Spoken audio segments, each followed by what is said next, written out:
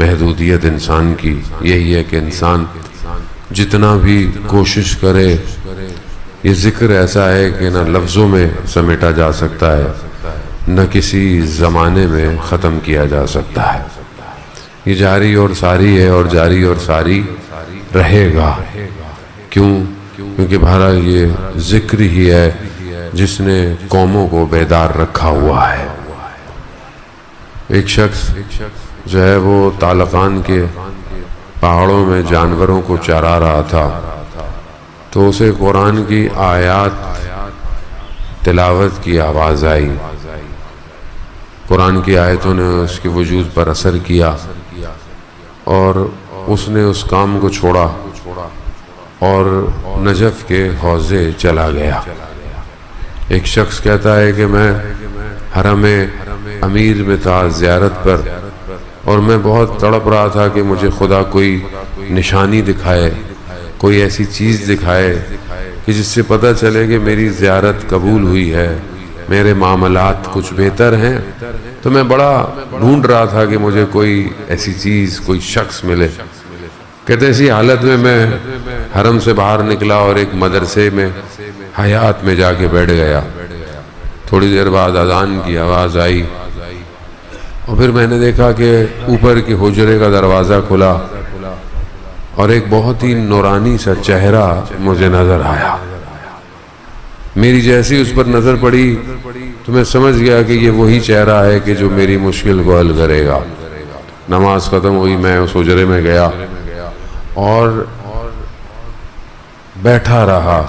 نہ اس شخص نے کچھ کہا نہ میں نے کچھ کہا، بس ایک دوسرے کو دیکھتے رہے، اور وہ محسوس، وہ احساس جس نے میرے وجود میں لرزاں پیدا کیا، وہ وہی چرواہا تھا جو بعد میں اپنے زمانے کا آیت اللہ بن گیا۔ ایک قرآن کی آیت انسان کے وجود کو بدل دیتی ہے۔ شاگرد کہتے ہیں آیت اللہ ساری رات بیٹھے رہے، بات کرتے رہے۔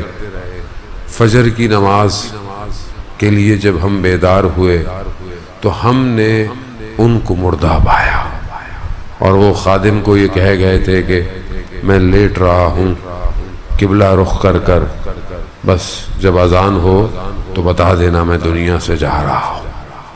یعنی جب انسان خدا کے قریب ہو جاتا ہے تو اسے اس دنیا سے جانے کا وقت بھی پتہ چل جاتا ہے، پھر اس کے لیے یہ مشکل کام نہیں ہوتا کہ اس دنیا سے کب جانا ہے، کس طرح جانا ہے۔ یہ دنیا بڑی محدود ہے، ہم نے اس کو بہت بڑا بنایا ہوا ہے۔ ہم روزمرہ کے کاموں میں پریشان ہیں، میں بھی پریشان ہوتا ہوں۔ بہرحال انسان تو ضعیف ہے، کمزور ہے، ہر روز چیزیں سنتا بھی ہے، پھر بھی وہی حرکت کرتا ہے جو اس نے غلطی کرنی ہوتی ہے۔ دنیا کی اٹیچمنٹ ایسی ہے، دل لگی ایسی ہے۔ دو چیزیں روایات ہیں معصوم سے، ظاہراً امام باقر علیہ السلام ارشاد فرماتے ہیں اللہ صلی محمد علیہ، امام فرماتے ہیں دو چیزیں ایک دل میں جمع نہیں ہو سکتی، دنیا کی محبت اور اللہ کی محبت۔ یہ دونوں ایک دل میں جمع نہیں ہو سکتے، یا دنیا کی محبت لے لو یا اللہ کی۔ لیکن میں آپ کے دل کا حال تو نہیں جانتا، میں اپنے دل کا حال جانتا ہوں۔ دنیا کی محبت ہے، نکل کے نہیں دے رہی۔ ہو سکتا ہے شاید جس چیز کو آپ دنیا سمجھتے ہوں آپ کی الگ ہو، میری دنیا الگ ہے، میرے مسائل الگ ہیں۔ وہ ایک عارف کا واقعہ، یہ جو اصفہان کے مدرسے کا پرنسپل تھا، اصفہان کے مدرسے میں حیات میں بیٹھا ہوا اپنے آپ کو مارنے لگا۔ طالب علم بھاگتے ہوئے آئے کہ کیا ہو گیا؟ کہا میں دیوانہ ہو گیا ہوں۔ کہا دیوانے ہیں آپ ہمارے استاد ہیں۔ کہا اگر آپ اس لیے مار رہے ہیں کہ آپ کے پاس کچھ نہیں ہے تو یہ سب آپ ہی کا تو ہے۔ کہا میں یہی سوچ رہا تھا میرے پاس کیا ہے، میرے پاس تو کچھ بھی نہیں ہے، نہ دنیا ہے۔ کہا اگر اولاد نہیں ہے تو ہم آپ کی اولاد ہیں۔ کہا میں بھی سوچ رہا تھا کہ اولاد۔ کہا پھر؟ کہا میں نے دیکھا کہ مجھے کوئی بھی چیز ایسی نہیں ہے کہ جو میں کہوں کہ میرے پاس ہے یا مجھے اس سے تعلق ہے، میرا دل لگا ہے۔ اچانک سے مجھے خیال آیا کہ میرے کتاب خانے میں چند کتابیں ایسی ہیں جسے کوئی ہاتھ لگائے تو مجھے غصہ آتا ہے.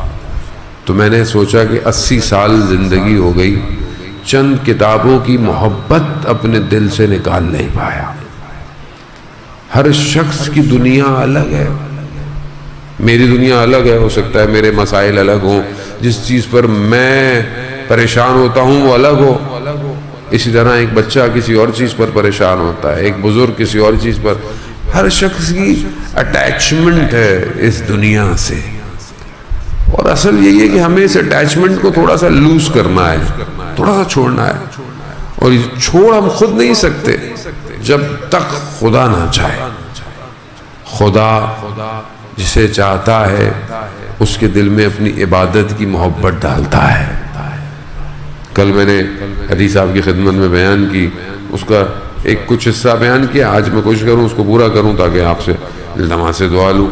عزیزان محترم، یہ بہت ضروری ہے، میں آپ کے اذہان عالی کے اندر اس بات کو منتقل کرنا چاہتا ہوں کہ ہر دور میں مختلف ضروریات ہوتی ہیں. ہر دور میں، ہر زمانے میں معاشرتی ضروریات، اجتماعی، گھریلو، انفرادی. ہر زمانے میں ہر گروہ کی، ہر جماعت کی، ہر قوم کی الگ ضرورت. ہم لوگ بحیثیت قوم جن چیزوں کے پیچھے بھاگ رہے ہیں، یہ چیزیں ہمیں ہمارے اصل سے دور کر رہی ہیں. اس چیز کو سمجھنے کی کوشش کریں. ہم اصل کو چھوڑ کر فرق کو پکڑ کے بیٹھے ہوئے ہیں. اصل کچھ اور ہے، فرق یعنی مثال کے طور پر درخت کی شاخوں پہ ہم لٹکے ہوئے ہیں، جبکہ اصل چیز درخت کی اس کی جڑ ہوتی ہے، اس کا ریشہ ہوتا ہے. ہم اسی طرح ادھر ادھر لگ کر اپنی پوری انرجی جو ہے وہ ضائع کر رہے ہیں،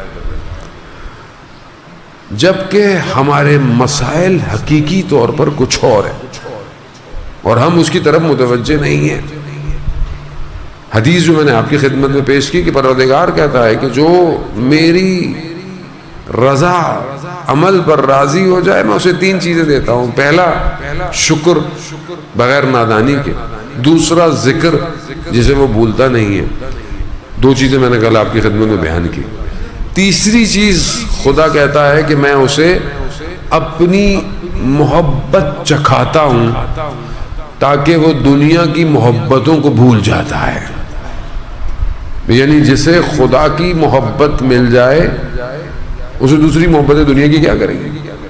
اب ظاہر ہے اب ہمیں کیا پتا تو خدا کی محبت کسے کہتے ہیں، خدا کی محبت ہے کیا، کیونکہ ہمیں تو خدا سے ڈرایا ہی ہے ہمیشہ.